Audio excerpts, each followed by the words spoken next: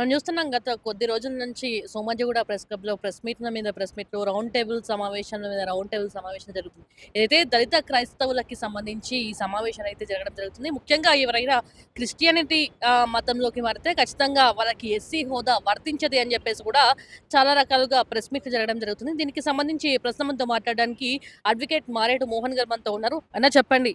So, రీసెంట్‌గా నిన్న గూడా రౌండ్ టేబుల్ సమావేశం జరిగింది. వాళ్ళేమో ఖచ్చితంగా సుప్రీం కోర్ట్ తీర్పు మళ్ళీ తీర్పొచ్చే వరకు మేము ఫైట్ చేస్తామని వాళ్ళంటున్నారు.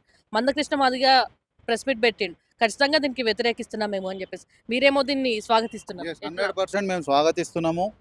ఇది దళితులకు నిజమైనటువంటి దళితులకు న్యాయం జరిగే విషయము. క్రైస్తవులను మారిన తర్వాత కూడా ఎస్సీ రిజర్వేషన్ ఇస్తామంటే ఎట్లా కుదురుతది? అసలు క్రైస్తవంలో కులం అనే కాన్సెప్ట్ ఉన్నదా? క్రైస్తవంలో కులం లేదు, ఇస్లాంలో కులం లేదని చెప్పి ఒకవైపు మీరే మా వాళ్ళని వందల, వేల, లక్షల మందిని మతాలు మార్చిర్రు. ఈరోజు అక్కడ కూడా వివక్షత ఉన్నది. మాకు ఇక్కడ రిజర్వేషన్ కావాలంటే నువ్వు అయితే అది తీసుకో లేదా ఇది తీసుకో. 2 నాకే కావాలి, అవ్వ కావాలి, నాకు బువ్వ కావాలంటే కుదరదు కదా అట్లా. ఏదన్నా ఒక దిక్కు తిరగాలి. 2 కంచాలలో నువ్వే తింటే మరి మేమేం తినాలి? మేము పస్తులు చావాలా? నువ్వు అటు పోతున్నావు, మైనార్టీలకు రావాల్సినటువంటి అవకాశాలు ఏవైతే ఉన్నాయో అవన్నీ అనుభవిస్తున్నావు. నువ్వు మతం మారిన తర్వాత మైనార్టీ విద్య, ఉద్యోగ, రాజకీయ విషయాలలో అన్నింటిలో ముందుకు పోతున్నావు. ముస్లింలకు సంబంధించిన ప్రాతినిధ్యం ఇస్తున్నావు, క్రైస్తవులకు సంబంధించినటువంటి ప్రాతినిధ్యం లభిస్తుంది. బీసీసీ ఉంది, బీసీఈ ఉంది, నిమ్న జాతులకు అక్కడ అవి ఏమంటారు మైనార్టీ కార్పొరేషన్స్ ఉన్నాయి, మైనార్టీ కమిషన్స్ ఉన్నాయి, మైనార్టీ ఎడ్యుకేషనల్ ఇన్స్టిట్యూషన్స్ ఉన్నాయి, మైనార్టీ గురుకులాలు ఉన్నాయి. నీకు ఇంకెక్కడ నష్టమవుతున్నట్టు? నీకేం నష్టమవుతున్నట్టు? ఎమోషన్స్ తోటి నడవదమ్మా. వ్యవస్థలో ఉన్నటువంటి విషయాలు, రాజ్యాంగంలో ఉన్నటువంటి విషయాలు, అక్కడ ఉన్నటువంటి చట్టాలు, లాజిక్లు, వీటి వల్ల మనకు వ్యవస్థ నడుస్తుంది తప్ప ఈయన మందకృష్ణ గారి ఎమోషన్స్ తోటో లేకపోతే చెన్నయ్య గారి ఎమోషన్స్ తోటో వ్యవస్థ నడవదు. అంటే నేను అంటున్నాడు కదా! ఆర్టికల్ 14, 15 ప్రకారం ఎవరైనా ఏ కులానికైనా మారొచ్చు. అది వాళ్ళ స్వేచ్ఛ అని చెప్పేసి అంటారు కదా! ఆర్టికల్ 25 ప్రకారము ఆర్టికల్ 25 అనేది మత స్వేచ్ఛకు సంబంధించినటువంటి అంశం. ఆర్టికల్ 25ని పాపం మందకృష్ణ గారు పూర్తిగా చదవనట్టున్నారు. ఆర్టికల్ 25లో సబ్ క్లాస్ బి ఉంటుంది.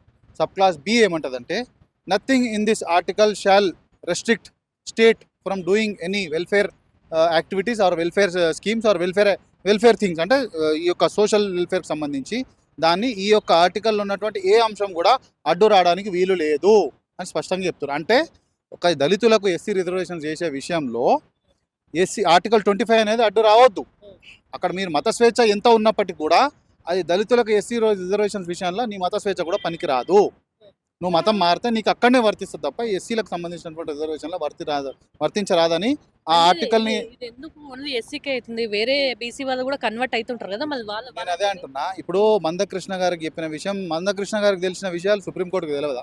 మందకృష్ణ గారికి తెలిసిన విషయాలు అంబేద్కర్ గారికి తెలియదా? వారు ఎందుకు పెట్టారు మరి? వీరెందుకు పెడతారు? వీరెందుకు ఇట్లా మాట్లాడుతారు? అంటే ఇవన్నీ హాఫ్ నాలెడ్జ్ మాటలు. ఇప్పుడు నేను అంటున్నా, ఎవరికి దళితులకు లేని వాళ్ళకి ఎందుకు ఉంది అంటారు కదా. బీసీలు ఇస్లాం క్రైస్తవం స్వీకరిస్తే ఏమవుతారు? మైనార్టీలు అవుతారు, ఓసీ కేటగిరీ వస్తుంది. తెలుసా అది? మరి మరి బీసీలకు ఎందుకు లేదంటారు? బీసీలకు లేదని ఎట్లా చెప్తారు? బీసీలకు ఉంది. మరి రెడ్డిలు ఇప్పుడు హిందువులలో అగ్రవర్ణాలు ఎవరైనా ముస్లింలుగా క్రైస్తవులుగా స్వీకరిస్తే వాళ్ళకి మైనార్టీ హోదా వస్తుంది. హిందువులలో ఉన్నటువంటిది ఎందుకు వస్తుంది? మైనార్టీ హోదానే వస్తుంది. 100% మైనార్టీ స్కీమ్ల కిందనే వాళ్ళకి సంబంధించినటువంటి ఫ్యూచర్ బెనిఫిట్స్ క్లెయిమ్ చేసుకోవాలి. ఒక్క ఎస్టీలకు మాత్రమే ఇది ఎగ్జామ్షన్ ఉంది. ఎందుకంటే ఎస్టీలు పూర్తిగా వీళ్ళందరూ సమాజం లోపల ఉండే అంతరాలు పెంచుకున్న వాళ్ళు. ఎస్టీలు పూర్తిగా సమాజం నుంచే దూరం ఉన్నవాళ్ళు. అంటే వాళ్ళకి సమాజానికే సంబంధం లేదు. అక్కడ వాళ్ళు ఏ మతం పాటించిరా, అసలు మతాన్ని కూడా పాటించిరా లేదా? చెట్టును ఎస్టీలు కూడా కలుస్తున్నారు. ఎస్టీలలో కూడా విపరీతమైనటువంటి ఉద్యమం వస్తుంది. కాబట్టి ఎస్టీలకు అనేది దాని ఇంటర్ప్రిటేషన్ చూడాలి. కాన్స్టిట్యూషనల్ ఇంటర్ప్రిటేషన్స్ ఎందుకు పెట్టారు, ఎట్లా పెట్టారు చూస్తే అది అర్థమవుతుంది. అది అర్థం కాకుండా సగం చూసి సగం విని ఆర్టికల్ 25నే పూర్తిగా చదువుతలేరు వీళ్ళు. చదవకుండా వాళ్ళకు మారదు వీళ్ళకి మారదు అంటే 100% అందరికి మారుతుంది. ఎస్టీలకు సంబంధించి కూడా రీసెంట్ సుప్రీంకోర్టు జడ్జిమెంట్ ఒకటి వచ్చింది. ఎవరైతే పూర్తిగా వాళ్ళ ఏమంటారు సామాజిక బంధం నింపుకొని వెళ్ళిపోతారో వాళ్ళకు కూడా రిజర్వేషన్ వర్తించదని రీసెంట్ జడ్జిమెంట్ వచ్చింది ఎస్టీల మీద. అయితే మొన్న గాలి వినోద్ కుమార్ ఒక మాట అన్నారు. నేను బౌద్ధిస్ట్, మా అమ్మ క్రిస్టియన్, మా వైఫ్ హిందూ అని చెప్పేసి. కాకపోతే మా కులం మాత్రం ఎస్సీ. మరి దానికి మీరే బీకామ్లో ఫిజిక్స్ దొరుకుతుందమ్మా? దొరుకుతుందా బీకామ్లో ఫిజిక్స్? గాలి వినోద్ కుమార్ గారు మాట్లాడే మాటలు కూడా అవే. ఆయన పేరుకేమో బౌద్ధిస్టు, ఎంకరేజ్ చేసేదేమో క్రైస్తవాన్ని, ఇస్లాంని. ఆయన పెట్టినటువంటి ఒక ఆర్గనైజేషన్ కూడా ఈ ముస్లింలకు క్రైస్తవులకు కూడా ఎస్సీ హోదా ఇవ్వాలనేటటువంటి ఆర్గనైజేషన్. ఇప్పుడు ముస్లింలకు క్రైస్తవులకు సరే ఈరోజు కొట్లాడుతారు కాబట్టి క్రైస్తవులకు ఇస్తామనుకున్నాం. రేపు ముస్లింలకు కూడా ఇవ్వాల్సి వస్తుంది. ఎందుకంటే క్రైస్తవులకు ముస్లింలకు పెద్ద తేడా లేదు. రేపు ముస్లింలకు కూడా అదే ఎస్సీ హోదా ఇవ్వాల్సి వస్తే మరి ఇంకా మా ఎస్సీలకు ఏం మిగులుతుందమ్మా? చేతిలో చిప్పదప్ప. అంటే ఇక మా భవిష్యత్తులో మా పిల్లలందరూ కూడా చేతిలో చిప్ప పట్టుకొని మళ్ళీ అదే మూతికి ముంత ముడ్డికి చీపురు పెట్టుకొని తిరగాలనే మీ ఉద్దేశము. మీరు ఒకవైపు విమర్శించేటప్పుడేమో హిందువులలో మాత్రమే కుల వివక్షత ఉన్నది, హిందువులు మాత్రమే రిజర్వేషన్లు అంటారు కుల అంటరానితనం పాటించారంటారు. కానీ రిజర్వేషన్ల విషయానికి వస్తే మాత్రం మాకు కూడా రిజర్వేషన్ ఇవ్వాలంటే ఎంతవరకు న్యాయం? రెండు ద్వంద్వ అయితే లేదా? రెండు కాంట్రాడిక్టింగ్ స్టేట్మెంట్స్ అయితే లేవా? అంటే మీరే డబల్ ఈ మీ వర్షన్లోనే క్లారిటీ లేదు. అంటే దీని అర్థం ఏంటంటే వీళ్ళు ఒకానొక సమయంలో వీళ్ళు ఎంచుకున్న దారే తప్పు. ఇక్కడ అన్యాయం జరిగినంత మాత్రాన క్రైస్తవులకు వెళ్ళిపోవాలని చెప్పి ఏదైతే దారి ఉందో ఆ ఆలోచనే తప్పు. ఆ రోజు వాళ్ళు తప్పు దారి ఎంచుకోరు కాబట్టి ఈరోజు బాధపడుతున్నారు. బాబాసాహెబ్ అంబేద్కర్ గారు ఎందుకు పోలేదు క్రైస్తవులకు? వీళ్ళకంటే వీళ్ళకి తెలిసినంత కూడా బాబాసాహెబ్ అంబేద్కర్ గారికి తెలియదా? ఆయన ఎక్కడ జరిగిన అన్యాయాన్ని అక్కడ ఉండే పోరాడాలనుకున్నారు కాబట్టి మహనీయుడు బాబు జగ్జీవన్ రామ్ గారు కూడా నేను ఎక్కడ పోగొట్టుకుంది అక్కడే వెతుక్కుంటా, ఎక్కడ నాకు అన్యాయం జరిగింది అక్కడే పోరాడతా తప్ప మతం మారను అని చెప్పి బాబు జగ్జీవన్ రామ్ గారు చెప్పడం జరిగింది. మరి బాబు జగ్జీవన్ రామ్ గారినే కదా స్ఫూర్తికి తీసుకొని ఈరోజు ఎంఆర్పిఎస్ వర్గీకరణ ఉద్యమం నడుస్తుంది. వారి మాటలు కూడా మీరు పట్టించుకోకపోతే ఇంకెవరి మాటలు పట్టించుకుంటారు? అంటే ఇది మీ వరకు వచ్చిందో లేదో ఇప్పుడు ఎస్సీ అనగానే ఖచ్చితంగా వాళ్ళు మీరు క్రిస్టియన్స్ అని అంటారంట. అంటే ఆ కులం అంతవరకు దిగిపోయింది అనుకోవచ్చు. వీళ్ళు చేసేటటువంటి తప్పుడు ప్రచారాలు, వీళ్ళు చేసేటటువంటి తప్పుడు వాదనలు, వీళ్ళు చేసేటటువంటి తప్పుడు దారులు భవిష్యత్తుకు ఈ భవిష్యత్ తరాలకు సరైన దిశానిర్దేశం మార్గనిర్దేశం చేయకపోవడం వల్లనే ఈ యొక్క సమస్యలు. అంబేద్కర్ గారు బౌద్ధాన్ని స్వీకరించండి ఇక్కడ సమస్య వస్తుందని చెప్పి అంబేద్కర్ గారు అటుదారి చూపిస్తే వీళ్ళేమో ఇస్లాం క్రైస్తవం వైపు చూపిస్తే ఎంతవరకు కరెక్టు?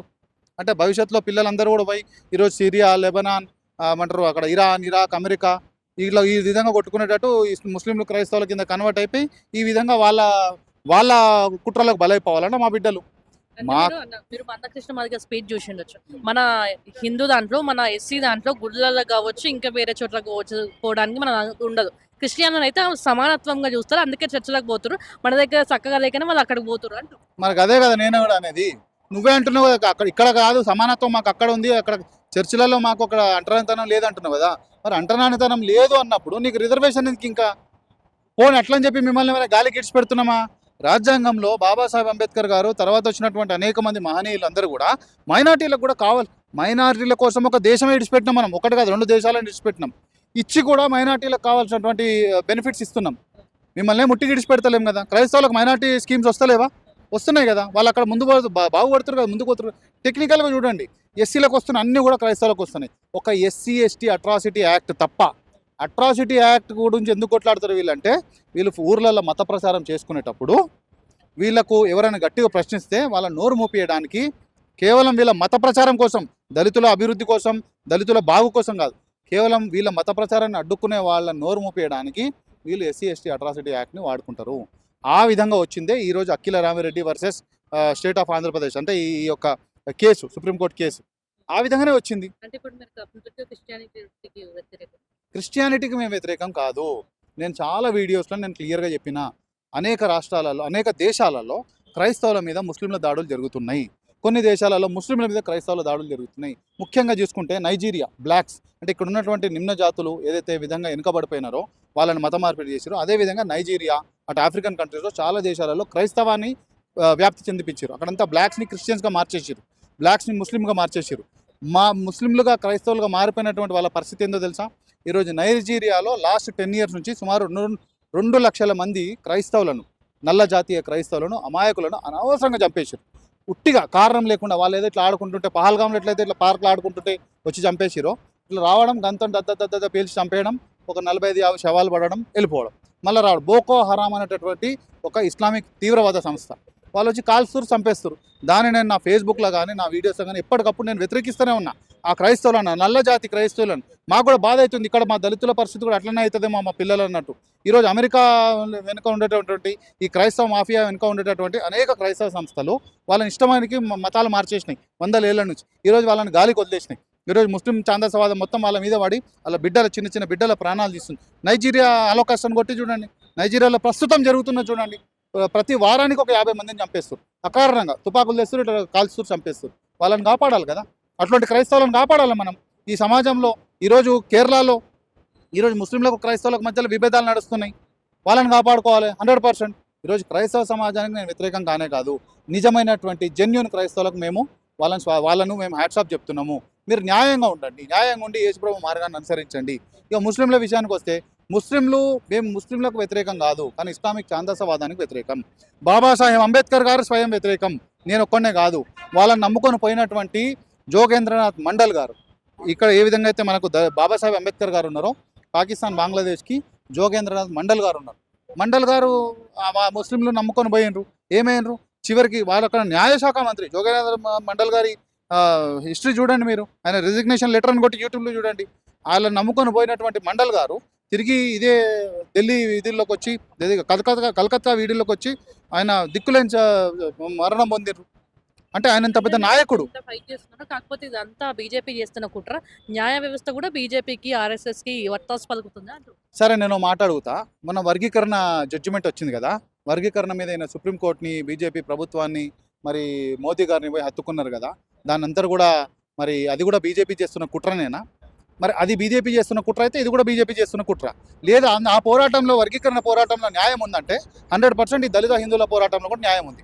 మీరు వర్గీకరణ పోరాటాన్ని ఇన్ని రోజులు ఏం చెప్పారు మీరు?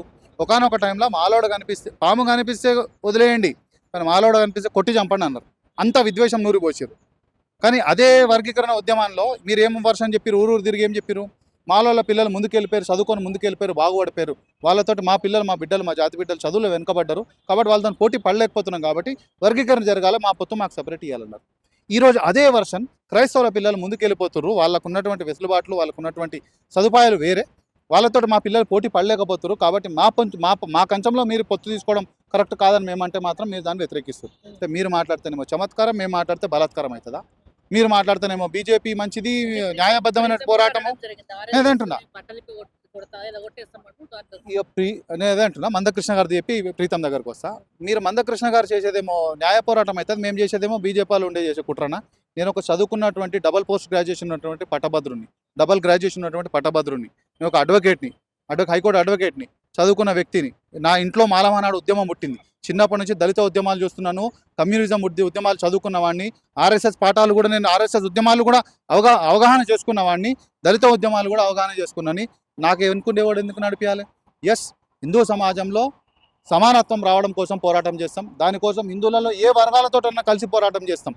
కానీ హిందువుల కోసం ఇచ్చినటువంటి, హిందూ దళితుల కోసం ఇచ్చినటువంటి ఈ అవకాశాలను మాత్రం మేము రాబందులక గద్దల్లక తన్నుకపోతామంటే ఇది అన్యాయం అయితే కనుక మరి వర్గీకరణ పోరాటం కూడా అన్యాయం అని మీరు ఒప్పుకుంటారా? మేమైతే స్వాగతించినాం వాస్తవానికి. మరి మీరు ఇది అన్యాయం అన్నప్పుడు దాన్ని అన్యాయం అని మీరు ఒప్పుకుంటారా? అక్కడనేమో న్యాయం అంటారు, ఇక్కడనేమో అన్యాయం అంటారు. కాబట్టి అది కాదు. మందకృష్ణ గారు పూర్తిగా దళితుల్ని తప్పుదోవ పట్టిస్తున్నారు, మతం మార్పిడి చేయడానికి ఇంకో దారి వెతుక్కుంటున్నారు, అంతే తప్ప ఇంకో దారి కాదు. ఇక ప్రీతం గారి విషయానికి వస్తాం.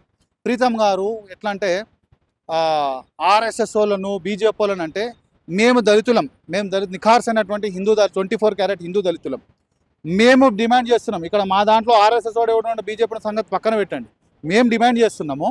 ఎవరైతే ప్రీతం గారికి మేము ప్రశ్నిస్తున్నాం, ఎవరైతే మొన్న మీరు బట్టలు ఇప్పి కొడతా అది అని అన్నారు కదా, నేను ఛాలెంజ్ చేస్తున్నా ప్రీతం గారికి, రాబోయే ఎన్నికలు లేదా ఏ ఎన్నికలైనా కానివ్వండి, క్రైస్తవులు ఏదైనా ఎస్సీ సీట్లో పోటీ చేస్తే మా చేతికి పొరపాటున ఆధారాలు దొరికితే 100% వాటిని మేము ఛాలెంజ్ చేస్తాం, వాళ్ళ నామినేషన్ క్యాన్సిల్ చేసే విధంగా పోరాడతాం. ప్రీతం గారికి చేతనైంది చేసుకోమని చెప్పండి. నేను వార్నింగ్ ఇస్తున్నా.